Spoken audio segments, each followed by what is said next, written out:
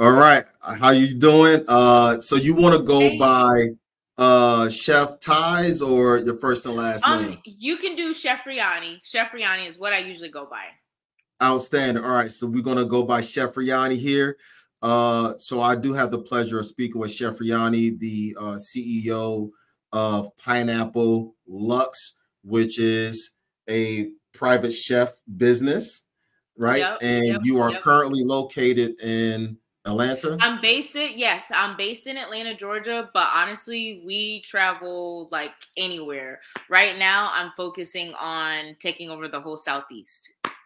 Outstanding. So some of your awards here. You've been first place in a national NAACP ACTSO competition.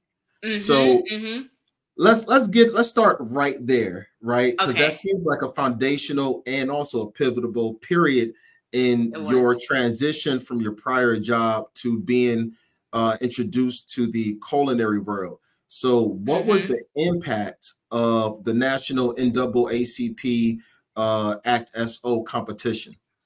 So I would say honestly that first that's a great place to start because I tell my clients all the time when I do my introduction for my dinners, when I go over like, kind of my background information, I'm like, this is where I was like, okay, you can actually cook. Let's focus on this. Because prior to the competition, I was cooking for fun. I was cooking at home. I was our culinary team at my high school. I was a culinary team's videographer. So I was just kind of hanging out with them when they were doing their competitions. And honestly, I was just in it because one, it was something fun to do. And I was getting free food and I was like skipping classes and going on all these trips and stuff. And so Yeah. I was kind of just doing it, like just hanging out and just being around that crowd. But then it got to probably the second semester, the beginning of my second semester of my senior year of high school. And I realized like, I don't know what I'm going to do once I graduate. Like I didn't really have like a Mhm. solid plan. I kind of knew I wanted to go, like maybe go to culinary school. I just really didn't have like a sure plan of what I wanted to do. So I told my chef instructor at the time, Simone Byron, I was like, you know what, this is cool, like being the videographer, but I want to do a little bit more. And so she was like, okay, well then do you want to do a competition? And I was like, sure. And people nowadays don't believe me, but I used to be like very introverted, very like loner, like eat lunch by myself, like all the time. Mhm. But that kind of pushed me out of my shell because I was like, it's my senior year of high school. If I do this competition, the worst that can happen is I lose. And it's like, whatever, Mhm. I don't know these people. But Yep. I did the first state level competition and I won first place in the state of Georgia. And then from there, it brought me to nationals. And I'll be honest, Gilmore, like we knew what the prize was. We knew that if there was like scholarships involved because I had did a few little like smaller competitions and gotten like $500 scholarships here, like $300 scholarships there. And so with this competition, we knew that there was like a scholarship prize and whatever. But Mhm. I kind of was going into it thinking like I'm just gonna do my best. My chef instructor and my chef mentors at the time, shout out to Chef Byron and Chef Justin Gillette. They like that whole summer prior to the competition, we just practice like multiple times a week. And I'm just thinking I'll just go in and do my best. And I ended up winning first place nationally and was awarded a $55,000 scholarship. Thank you. And $55,000 so yeah, and scholarship. yeah, and my mom, she has the video of them like announcing the winners. Yeah. And they were, as they're announcing the winners in each place, they're like, okay, third place gets this, second place gets Mhm. this. And then once they got to first place, I'm like, I didn't even win anything. Like they Jeez. started announcing the second place. I'm like, dang, I didn't even win anything. Like this is embarrassing. But then they got to first place and they're announcing like what the prize is. And I'm like, wow, like whoever gets that, like that's crazy. And from Wow. there, I was like, okay, I'm like actually good at this. So let me keep Right. going this way. So Right. yeah, that So was, it had a huge impact on my career. It pushed me into the direction that I'm in now. Outstanding. So with this competition, was it more of a business plan type of competition? Was it a group setting? They give you a certain task and you had to do it, or was it more of a cooking competition? So this competition was a individual cooking competition. So there were about, I want to say there were maybe 8 or 9 other people. I want to say there were like 9 other individuals competing. So it was an individual Wow. competition.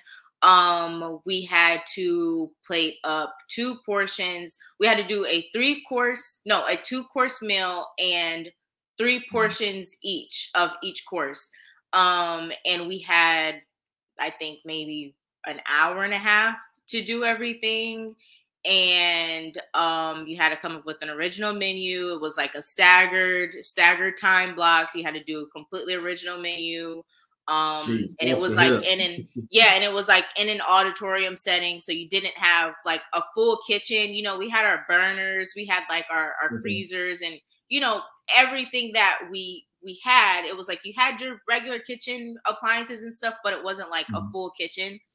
So I would say that was a bit challenging, but other than that, yeah, it was just a regular individual cooking competition, 6 portions, an hour and a half, and you just go. You Wow, just do that's it. Yep. incredible. So you was in a room with a select few of people. They gave you the bare, from what it sounded like, the bare necessities, Yeah. burners, walk-in, prep Yeah, that's table it. kind of stuff. That was it. Hopefully a blender. Yeah. Or some Yeah, and kind of that robo coupe mixer. exactly. It You was had to the come up bare with a menu off the necessities. hip.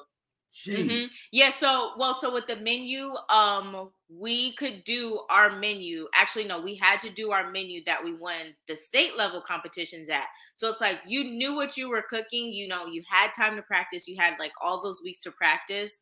But yeah, they gave us like the bare necessities, and like God forbid someone forgot to request a blender, then you're just kind of without a blender. What else? There were like a few other things that it's like if you needed something you could request it, but then a lot of things were you couldn't use. So I actually had the pleasure of judging the NAACP AXO state level competition, or the Atlanta competition, last spring for the high school students. And when I was judging that competition, it like took me back, and I didn't realize, like, as I'm watching these students like do their thing and cook, and you know, kind of they're in the zone, and it took me back, and I'm like, whoa, I forgot like how bare bones it was, and how like kind of stressful it was for them, because it was like one girl, she requested a like a grill or something, and they said no, like she couldn't do it. And so she got a I think it was like a baking rack or something, and she put it over like the burner flame, and she like Okay, just to basically get did the like grill marks in yeah, there. she did like a little Yep. at-home grill situation. I was like, Yep. that's very innovative. She's smart. They said you can't have Yep. a grill, but she made it happen. So yeah, it was like the bare necessities. Wow. And so you became a judge. You think was that primarily because of your past dealing and winnings from the competition? Yeah, so from that competition, I've actually made so many connections. And like even to this day, I'm so grateful, because even though we're going on, that was 8 years ago. Like to this day, people that I've met at that competition like refer clients to my business. One of the facilitators of the competition, like she called me last year, and she was the one who kind of made the connection. Like, here, come, like, be a judge for us. So yeah, from that competition, I made so many connections. That's outstanding. Now, Yeah. you also got interviewed by Atlanta Journal, Maria Burnett of V103 in Atlanta. Yep. What were those experience like for you, being a new entrepreneur, relatively new chef, gaining notoriety within your community? It was honestly, like, looking back, it felt kind of surreal. So now that I'm older and now that I am, I guess I would say more mature when it comes to business relationships and like how I'm interacting with people and how I'm like making connections and keeping connections. And I look back and I honestly, I feel like I didn't even really realize like how great of an opportunity those were. Like now I'm Mhm. like, that's crazy. Like I've had those opportunities so young, but it was fun. So with V103, it was really cool because they interviewed me and two other winners from that competition. So there were a few other Atlanta kids that placed in other categories. So there was one girl, she's a videographer. These days I think she's still making movies. She's a director and she's like doing a Mhm. bunch of videography and cinematography in Atlanta. And then another guy, he was a poet. And so they interviewed me and the two other people, and it was cool. It was very fun. She interviewed us like over the radio and all of that. That it was cool. And then the Mhm. Atlanta Journal Constitution interview, they had like a photographer come to the kitchen and like get pictures with me Wow. and my mentors. And then the young lady, she did the interview, and it was a really cool experience. I'm actually really glad I got to experience those things young, because now like being more mature with my business Mhm. relationships and connections, I Mhm. feel like it really shaped me into like it made my professionalism what it is today. Because like Yeah. even to this day I get compliments on like how I do business and like my booking Yes. process and stuff. And I honestly, Yep. like, kudos to my mom. She Yep. really kind of helped shape that and hone that, because I mean, yeah, it definitely shaped me. Yep. Yeah, exactly. And this is a perfect point to really show anybody could get into this business. You don't have to be born into it like other industries, right? Yeah, You can make any kind of career pivot or adjustments into the culinary industry, you can. lock that stuff in, make yourself available to a lot of these opportunities, local, national Yep, competitions, in your point. And as long as you show up, you show out, you exactly. try your best, you put in your effort, other opportunities will stem from your prior opportunities in your case. And I Yep, think that exactly. you're definitely on your road. You're definitely, putting feet to the pavement and really grinding out the gears of being a person that's really involved in the Hmm. personal chef community, which is a very strong and very small community Yeah. in the hospitality industry. So you got on your website, Uh-huh. you've been very active. You've been Yes. busy. You've been busy. We got to go over some of your past clients. This is Yeah. when I looked at your website, I was like, "Who?" I got an A-list celebrity chef in the midst. So we're Yeah. gonna put it out right there. We're gonna put it out. So you dealt with a company called Dagger. You Hmm. dealt with, and here's a cool thing. Uh, it's called LilBurn Middle Mustangs. Is that like a middle school sports team? Yeah, so that is actually the middle school that I went to. So Okay. I have been, my whole thing is what going back to what you were saying about, just putting in your best effort and just Mhm. like really opening yourself up to opportunities. I tell people all the time, like I have clients, they're always like, "Oh, my daughter likes to cook, or my son likes to do this." And I tell people all the time, it's like if they have that passion, like go ahead and push them and help them just kind of go forth full force, because you never know what's going to come from that. And like literally, if you just try your best, you don't have to be the best. If you're just trying your best and people see the effort and you're doing all that you can, like the opportunities are definitely going to flow to you.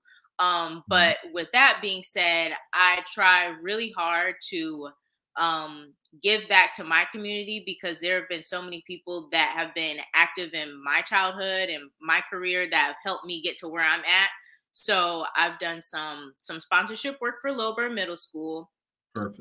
Every so often when I have the time and when I have the funds, I'll like do a dinner for them, or they have like business luncheons and I'll try to sponsor it and just be involved, because like coming from an environment where like they like that area, they're not necessarily, it's not necessarily a poor area, but they're not as privileged. So it's like, if I can be someone who has a business and shows kids that, hey, I came from where you came from, you can do this, or you can do whatever you want to do, I try to just be as involved as I can.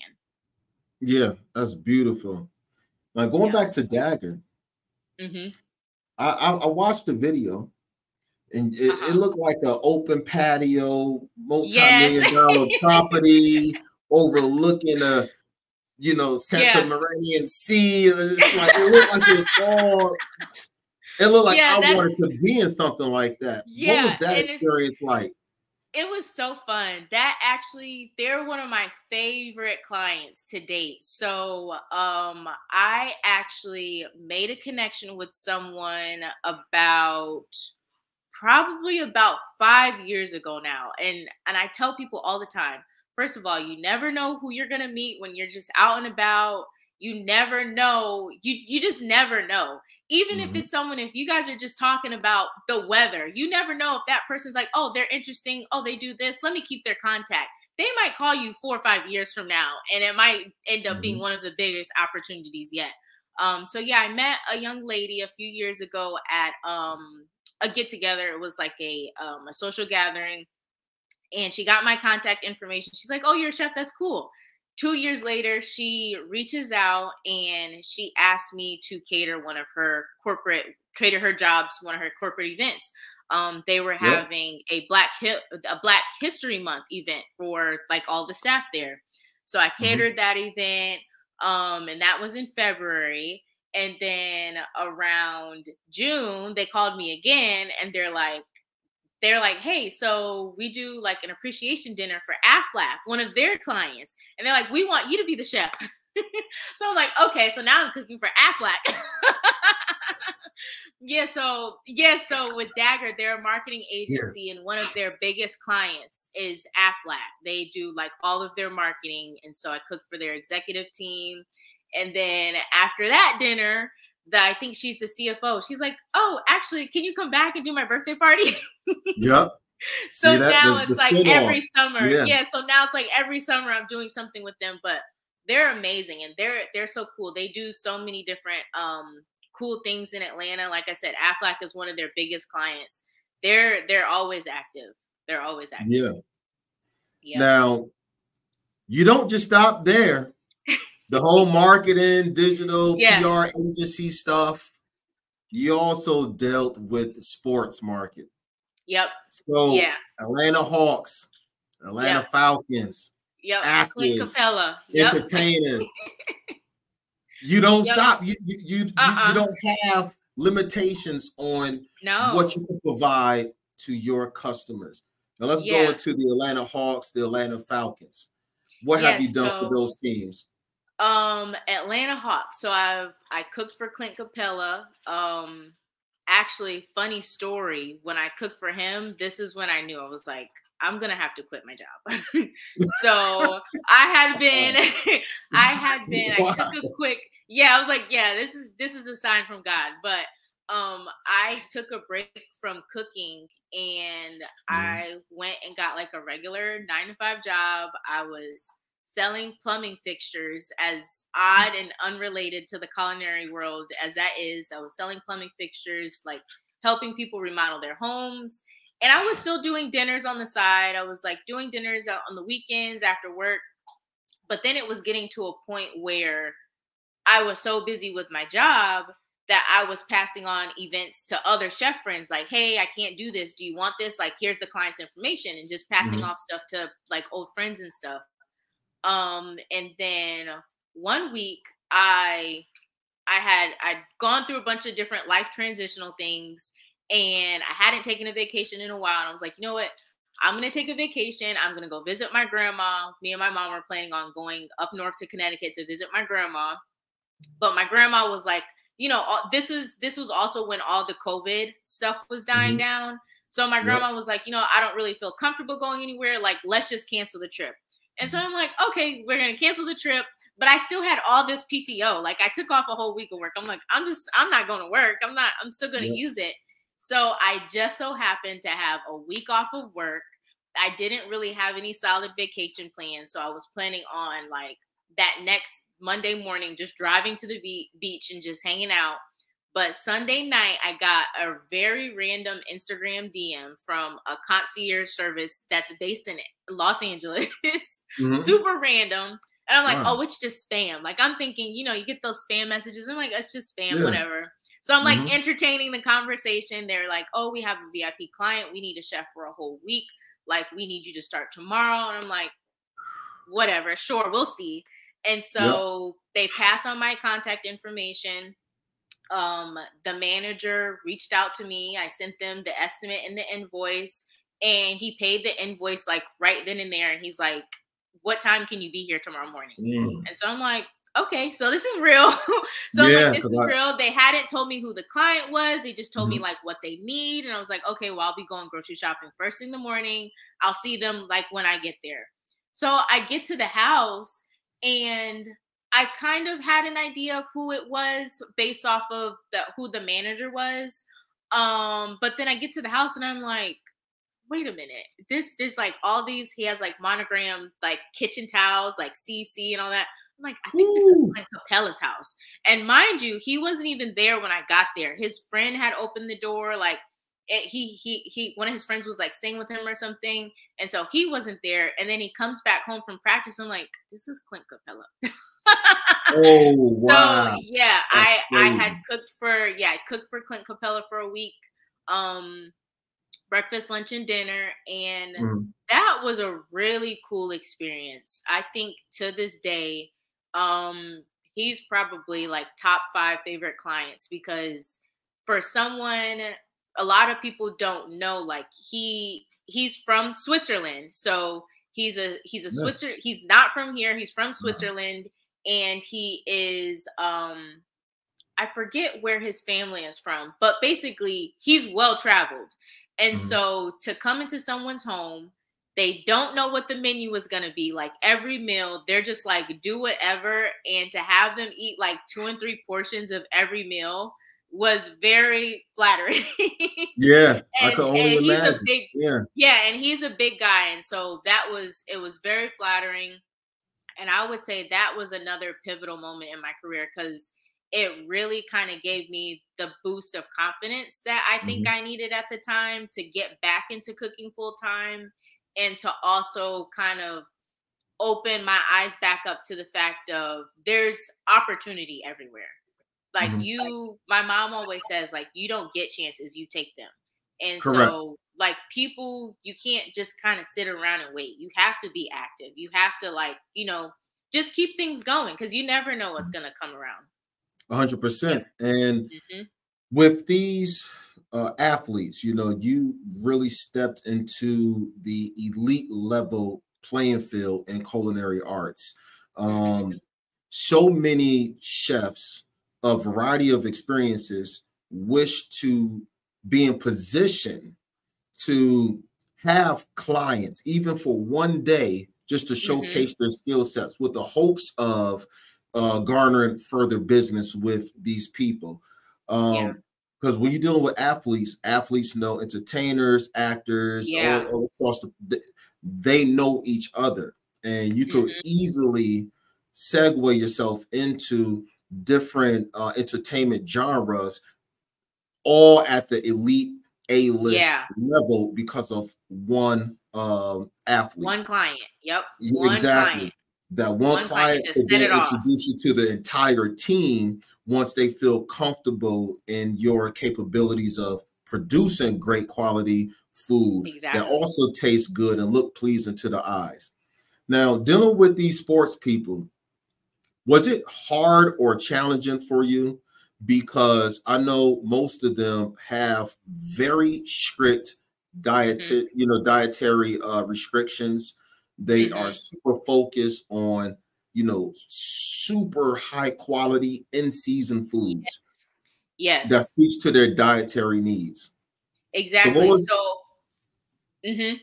yeah, I so was what gonna was say, some of those challenges you faced when you was creating the menu items, breakfast, lunch, and dinner for these athletes? so I would say it's really with my style of cooking, even with my private dinners. I tell my clients all the time, it's like, I know you guys are indulging, but I am I'm a season focused and also like a produce focused like chef. Like when I'm Hmm. creating my menus, like I'm very visual. So I'm going off of color first.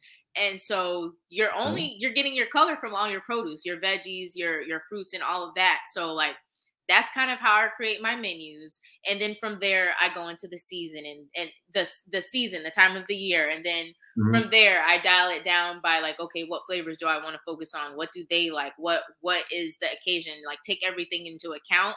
But with that being said, since I'm like so like I guess vegetable driven, Okay. it's so easy for me. It's so easy for me to create something that's healthy and good because I mean, I feel like as long as you're using fresh ingredients, like you can't go wrong. As long as you're using fresh Mhm. ingredients and not using a bunch of butter, like you Yes. can't go wrong. And then with like Clint Capella, I think his only restriction was like no alcohol and no dairy. So me, I have a dairy allergy, so that's easy for me. I'll Mhm. make you some mashed potatoes, I'll make you whatever, and you won't even know that there's no dairy in it.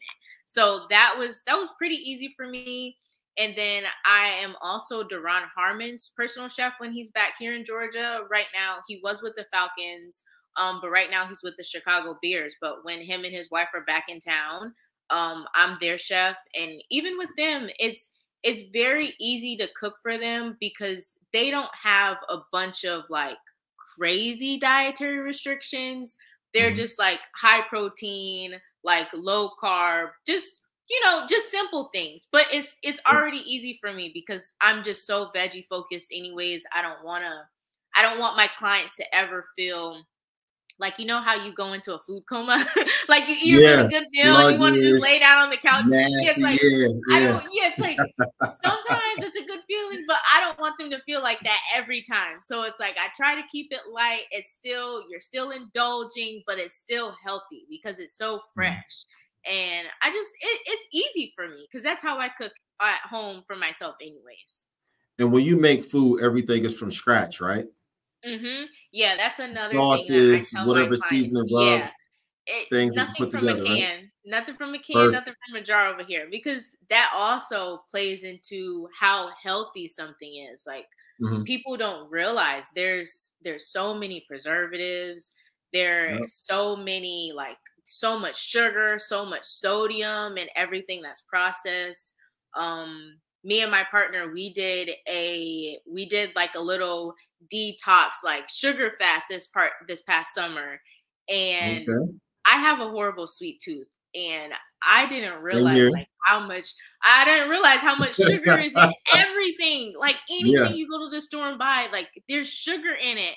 And so like I was telling him, I'm like, I don't know if I can do this, but it was a good challenge because then it kind of made me like there were things that cooking for myself is like I have a horrible sweet tooth. So what can I Mhm. do to still get like that sweetness, but then still feel like I'm indulging and like having a dessert? So that was a good challenge because I'm like, okay, when I cook for someone else and they have a very strict diet where they don't want any processed Mhm. sugar, now I know. Now I know how to move. So it's not too hard for me to cook for people with dietary restrictions because I try to challenge myself at the end of the day. Okay, and that's how you stay ahead of the curve. And I asked that Mm-hmm. because when I was looking into your background, uh, Mm-hmm. my expectations soared through the roof Mm-hmm. because you are a graduate of the Culinary Institute of Mm-hmm. America, Yep. one of the world It's premier like, culinary yeah, one of the schools. best schools. So Yes. I will say I didn't graduate. We won't get into that, but I Yeah. didn't Yeah. graduate. But yeah, I attended the Culinary Institute of America, and that was a great experience.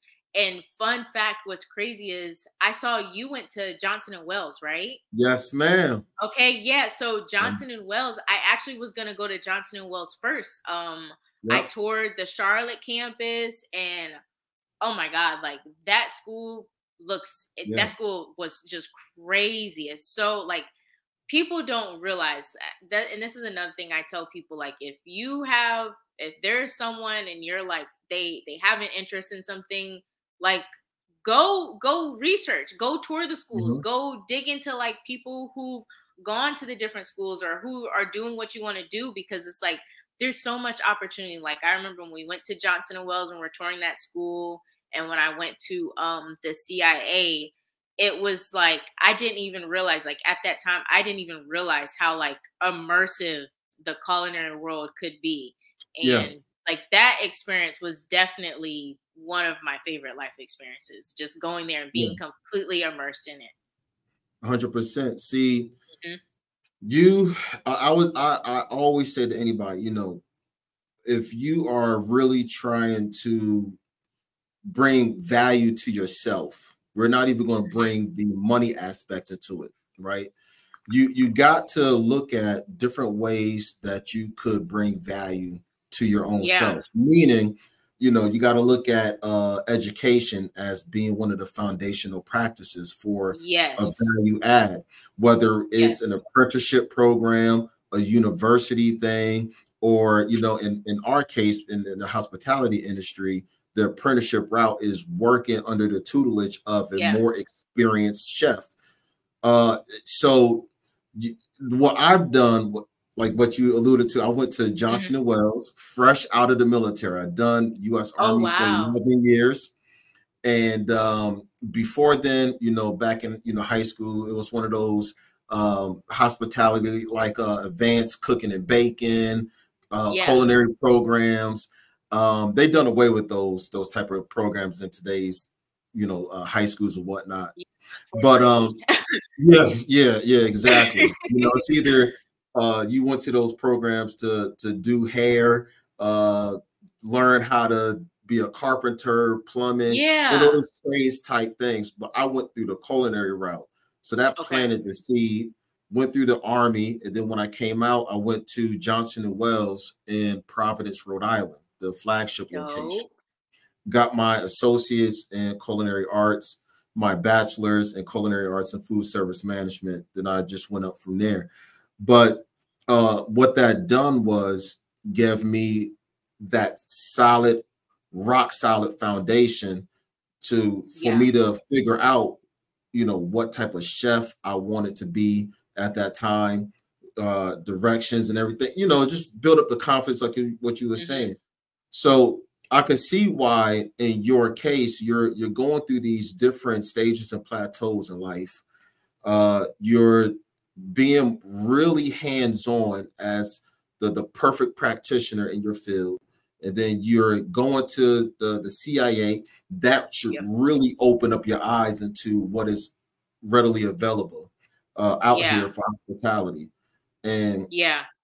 people they don't understand how deep the hospitality field is. They think if you There's go to so culinary much. school or go through culinary training, the only thing you're going to do is be a chef. You could be a food Yeah. buyer, you could food entrepreneur.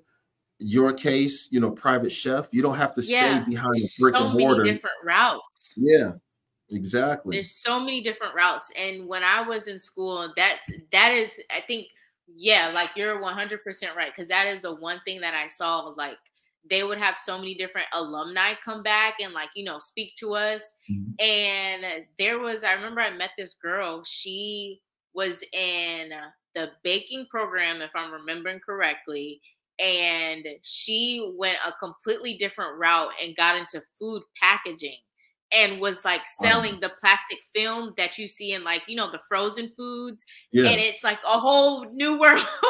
It's like yeah, that's a yeah. whole world in itself. And like you were saying, like sales and being a food buyer and selling all the equipment, there's like so many different routes. And I think unfortunately that's the thing with like social media nowadays, is like one thing is glorified, but then people don't like I guess it's a matter, I guess it's up to us to kind of like steer at least the younger generation into doing more research and kind of Mhm. like just kind of jumping in there and seeing what's available and what's around them, because you can do so much more in the 100%. hospitality industry. There's just so many different routes you could take. 100%. Such as Hmm. this. You Yeah. know, right now I went from being a chef in Hmm. different positions, and now I'm a culinary producer. Hmm. So Hmm. doing podcasts, doing TV shows, doing these different, documentaries and stuff like that with Yep. a hospitality focus behind it. The world is endless. We only cap Yeah. ourselves. We only place limitations on ourselves. You just got For to get into real. something, think outside the box, and then see if it's something that's aligned with what you want to achieve Exactly. personally, short term and E- long term. Exactly. I So tell people all the time, like, go ahead and just dibble and dabble in a little bit of yeah. everything and see where you fall, because you don't have to just, like how you said you were a chef and then you went a different route. You don't have Mhm. to just be a chef just because you went to culinary school. Like, definitely, like, try new things. Yep, 100%.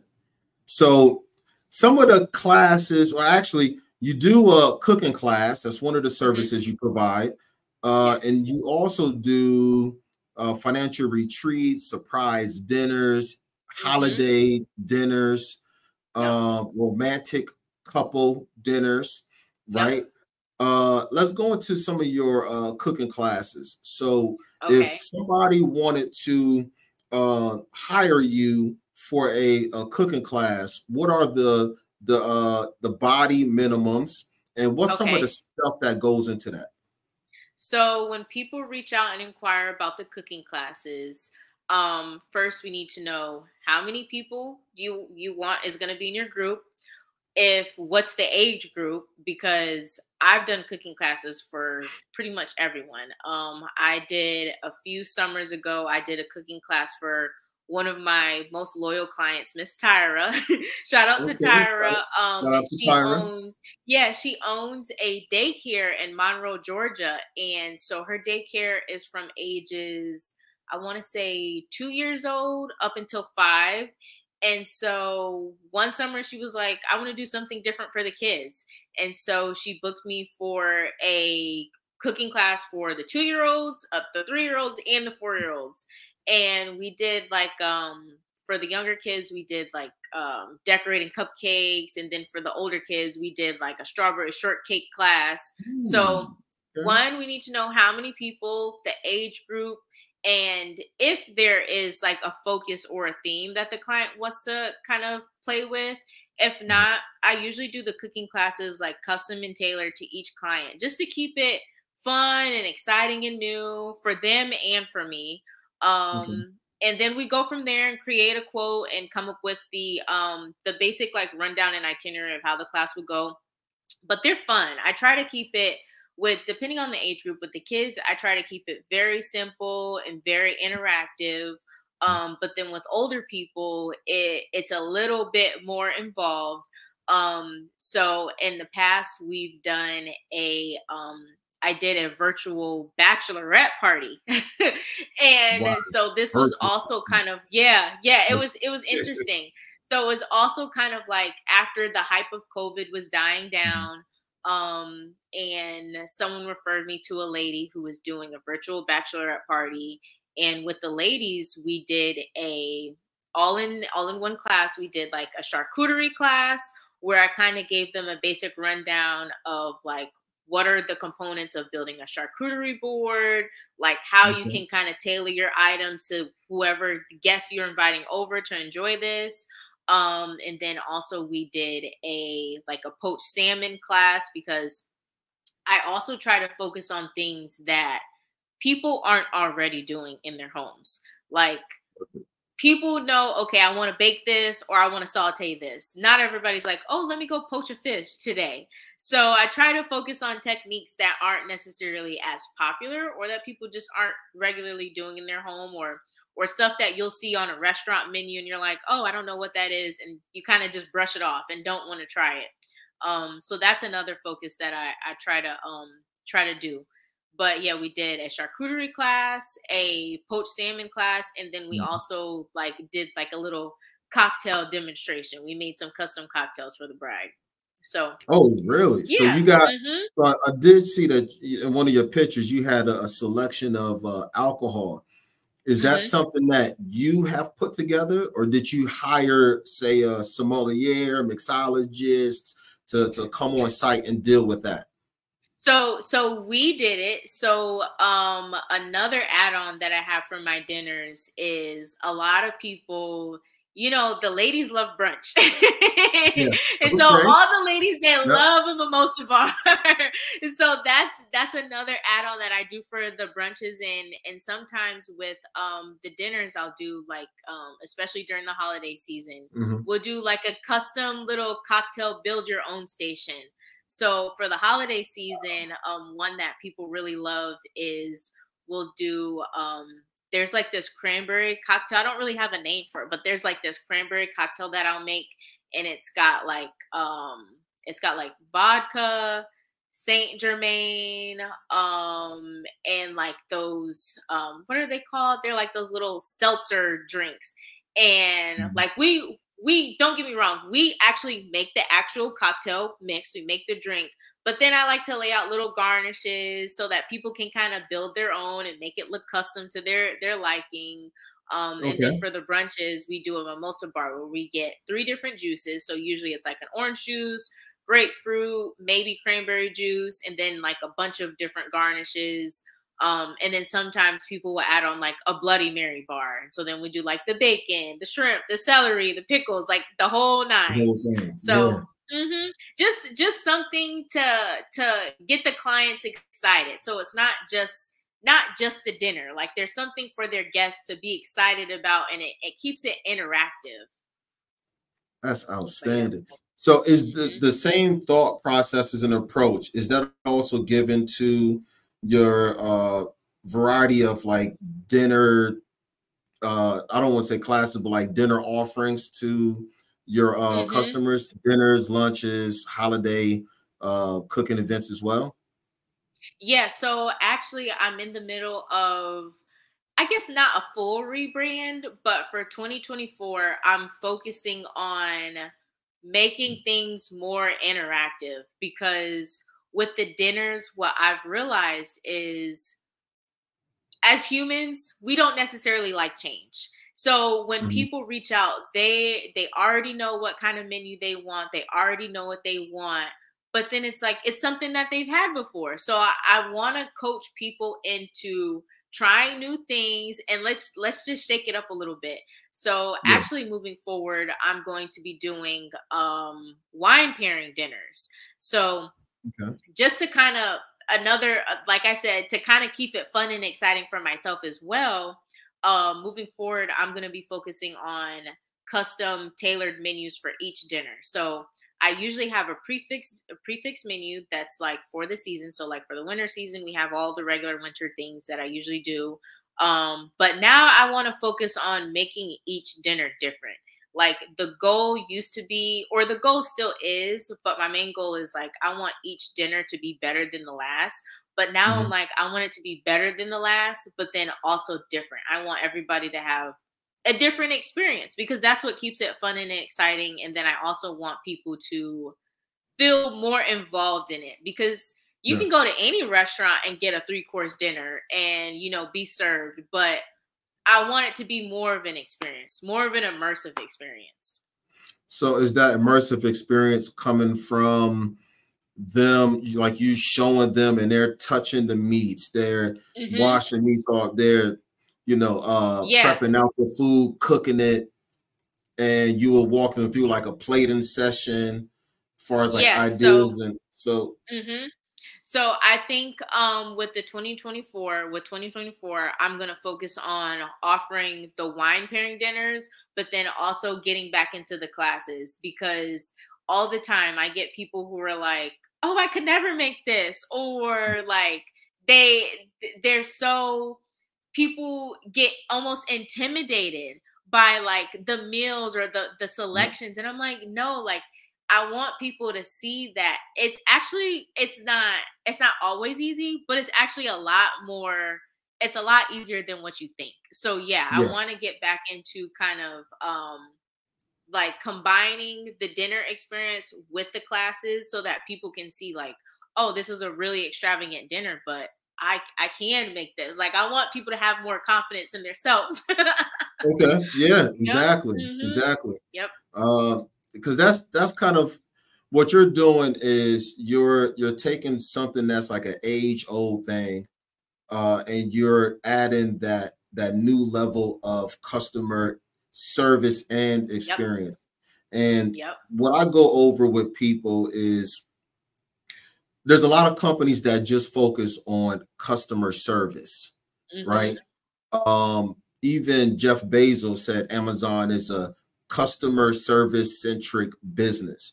But Yes. one of the key aspects that entrepreneurs lose is the customer experience. So I would say, just to break those two downs, customer service is the ability to get your customers in love with your product, your service, what you're doing, right?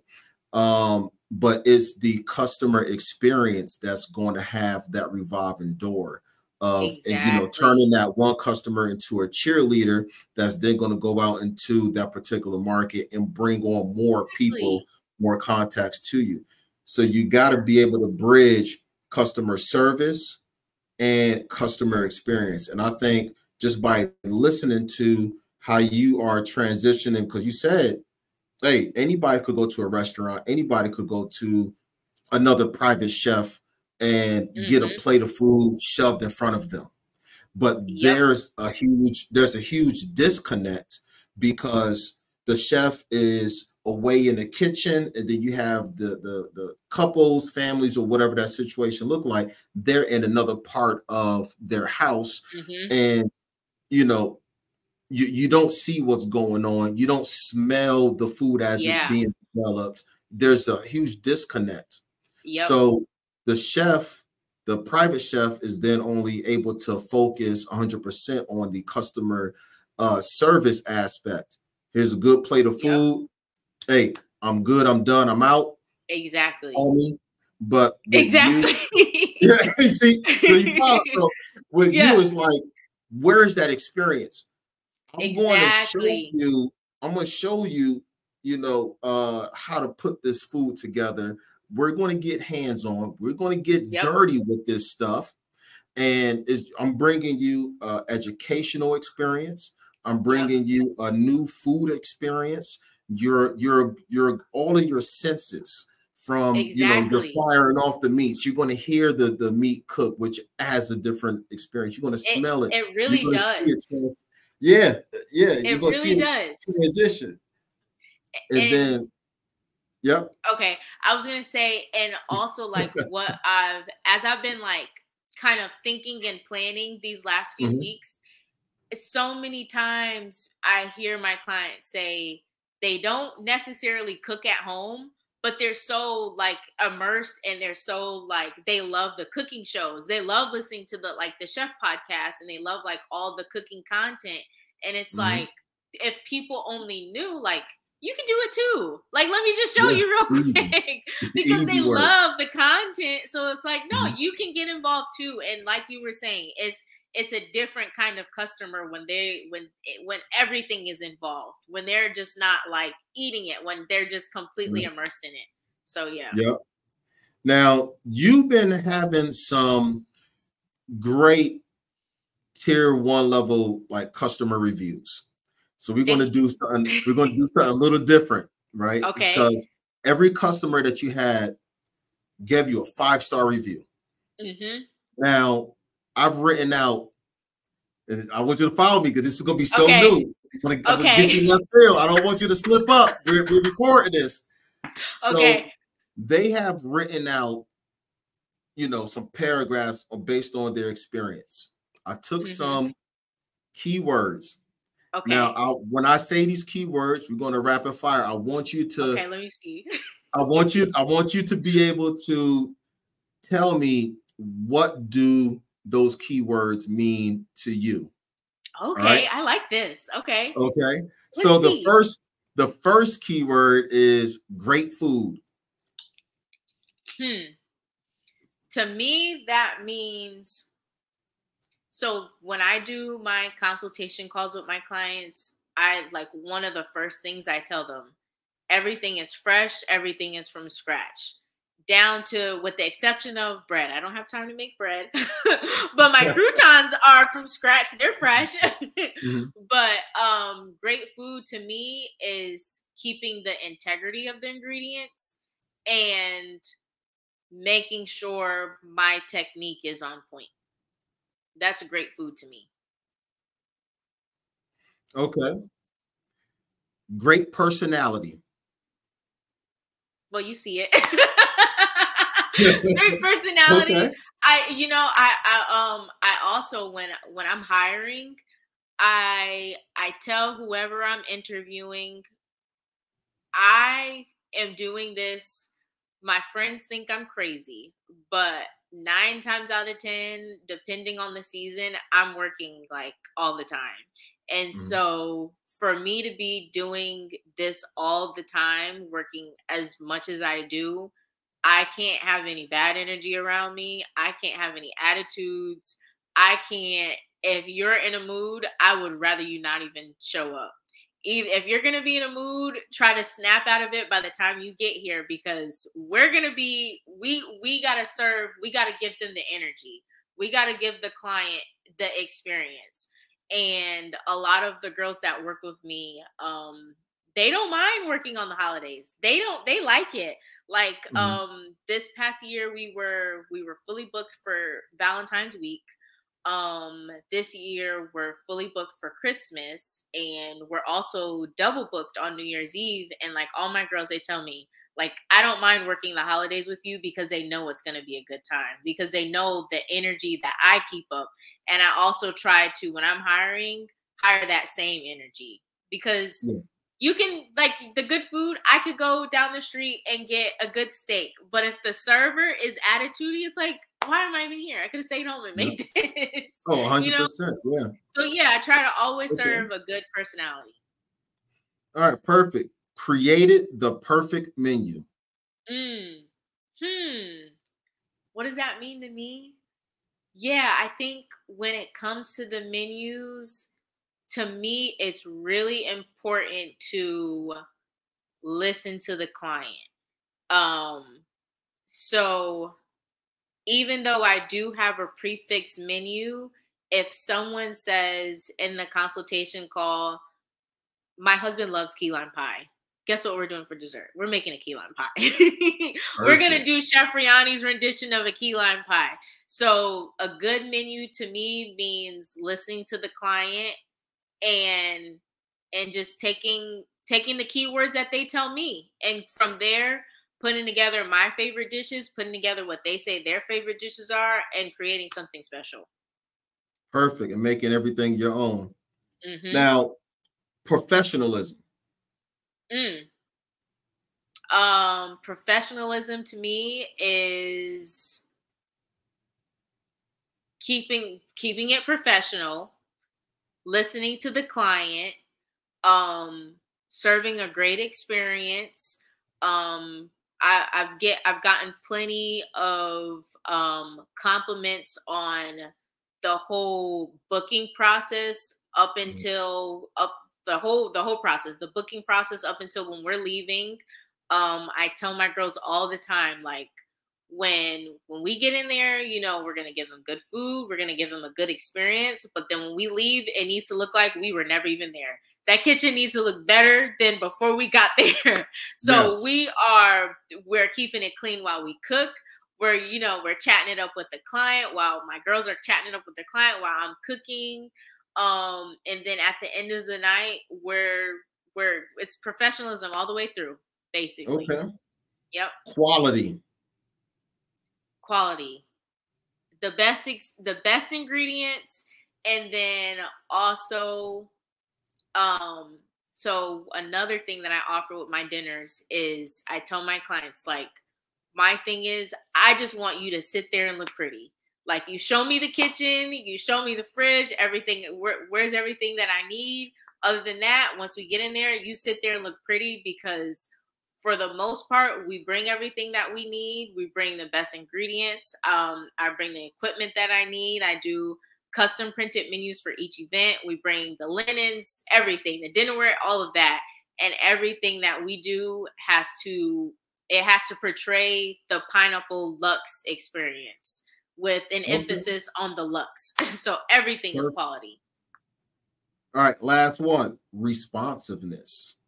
Yeah, that's, for me, that means the customer service is going to always be on point. Responsiveness to me is everything. Because if someone reaches out, and first, let me backtrack. If I reach out to someone and they don't get back to me for a week, I'm like, I don't want to do business with them. because either you're too busy, or you didn't see it, or whatever. Or like, a lot of times, I'll give my clients, they have the number. So they're texting me. They've got questions. They're also talking with other people to make sure, everything's going smoothly with their event. And so I know that if they've got a question about something, they need the answer. So I try to get back to people as soon as I can, because there are other factors involved. It's not just me. 9 times out of 10, there's an event planner or a florist or someone, everything kind of makes the event one cohesive thing. So responsiveness is big to me. All right, perfect. So this is a perfect time to segue into your website and how you have a shop page. So staying on that mindset of being responsive, I see that you have the Ree's Red Pepper Jam, and you actually did something that, in my 12 plus years of being in the hospitality industry, this is very refreshingly new. What's that? So you actually have, so you got here on your store, beef tenderloin with sherry peppercorn sauce, herb crust salmon. You wanted the whole slab of filet. So you got all of these beautifully laid out pictures with the pricing on it. And then as you click on one of those icons, then the whole page will pop up, giving off a description of what you're going to get. There's the price. This is what is involved. 8 to 10 people, gourmet dinner style, beef tenderloin, succulent steak. So you got targeted choice words, and everything is like ready to go. So if somebody were to go to your shop page, it says shop with us, right? And they were to order the Ree's Red Pepper Jam. Typically, how long is the shipment? What is logistically, what can I expect? Not very long at all. About 5 to 7 business days. So my jam is, which I need to get on it. 2024, I need my marketing to be top tier, because so the Ree's Red Pepper Jam, I didn't even actually like officially announce it. So the page that you're on is my Thanksgiving and my Christmas dinner orders. But the red pepper jam, I haven't even like officially announced it. So this is the first time. This is the exclusive. Yes, actually, yes, it is. So I got it first. Right. So with my dinners, I've been making this jam for like years. And so every time I serve it on a charcuterie board, or if I serve it on like an appetizer, my favorite thing to serve it with is either on a charcuterie board or with cornbread. And so every time someone tries it, they're like, oh, you should sell this. You should bottle this up and sell it. And so this year I was like, I am going to bottle up and sell it. So it's like a sweet and kind of like just a little spicy jam. You can eat it with like meats, like salami, like, on a charcuterie board, or like I said, I love it with cornbread. It's so good. It's such a simple thing, but it's so good. And yeah, it's about a 5 to 7 day, 5 to 7 business day ship time or lead time. And yeah, I have to officially announce it. I guess this could be the official announcement. There we go. Let's go. Yep, yep, This yep, this yep, this is why I do what I do. This is the yep. purpose of Harry Chef Again podcast. Stuff Mm-hmm. just like this. Go ahead and promote it. Okay, so yeah, so you guys can get the Reese Red Pepper Jam on pineapplelux.net. And right now I am sending out a special gift with each order. And yeah, it's nice and sweet, it's tangy, it's perfect with just crackers, it's perfect on toast, it's perfect on cornbread, which is my favorite. It's perfect on a charcuterie board when you're entertaining. It's just one of those things that you'll have in your pantry and can just add to the simplest of things, and it just brings it up like 5 notches. It's just one of those things. And made from scratch prior to being Yep. shipped. No Yep. Made from additives, no scratch. Yeah. No preservatives, no additives. No additives. sodium, nothing. Everything. Clean. Everything. Yep. Just clean, natural, The most quality. healthiest, freshest jam like you ever want to taste. Yep. Yep. And it's so good. It's so good. There we go. You heard it here first. I just want y'all to know that. Yep. Love you it, got man. the exclusive for real on that one. Yeah, there it is. And it's funny because that's been on my to-do list all month long, like all last month. I was too busy to post anything, like too busy to make anything. That's been on my to-do list like all of November. Yep, now it's done. Hey, yep. So you also have a bourbon infused sweet potato pie. My God, if I could get my hands on that. Yeah, it's good. It's good. And I don't know what it is about like the fall and the winter time, but I'm not a heavy drinker at all, but I just love cooking with bourbon. Yeah. Leaves a very nice note too bourbon. in your foods. Yeah. Ooh. Yeah, it's really good. It's so good. With some vanilla ice cream too. Ooh. Yes. Yes. Another world. Yep. For real. So yeah, I want everybody that's going to be looking at this in a very near future, go up on her website, pineapplelux.net, go into her shop page. You will see Ree's Red Pepper Jam. And then if you live within the local area of Atlanta, you'll also get a chance to try the bourbon candied yams, balsamic Brussels sprouts with bacon. Oh my gosh, yeah. Brown butter, mashed potatoes. Look, now I'm gonna have to get a meal after this. I want the full pan, but we could do 2 halves. Roasted green beans, and of course, again, the bourbon infused sweet potato pie. So definitely support her. Go on her website, pineapplelux.net. Shop early, because I guarantee you, with the way this is looking, you're going to be sold out. It's going to be crazy. It's going to be crazy. Yep. But this was fun. Thank you so much. Yes, of course. Of course. See, I want to spread the awareness of the hospitality industry and dealing with a lot of different professionals and get a chance to tell your story on this podcast. This is the only podcast with the focus of hospitality, coming from an entrepreneurial standpoint, coming from a senior managerial standpoint, and everything in between. So this is why we do what we do. That's amazing. People need this. We need this. So this is great. Yes. So definitely, I want to thank you for your time. I know your time is very valuable, and I cherish your time too. So, Chef, from the bottom of my heart, thank you. I love this interview. Thank you. And at this moment, I'm gonna give you the floor. If you want to promote anything else, if you tell people how to better reach you for dinners, classes, anything. Floor is yours. So yeah, the best way to reach out is pineapplelux.net. If you want to book an event, you can submit an inquiry on there. Otherwise, you can reach out and follow me on Instagram at Pineapple Luxe. and Chef Rianni. Everything is down below. And also what we have coming for this upcoming year is I'm going to start offering business consultations. We're going to be pushing the Ree's Red Pepper Jam.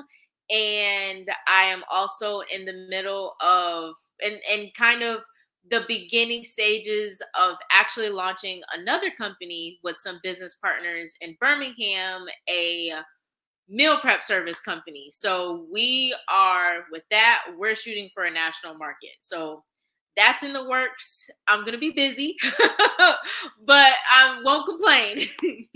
So that's everything I've got coming.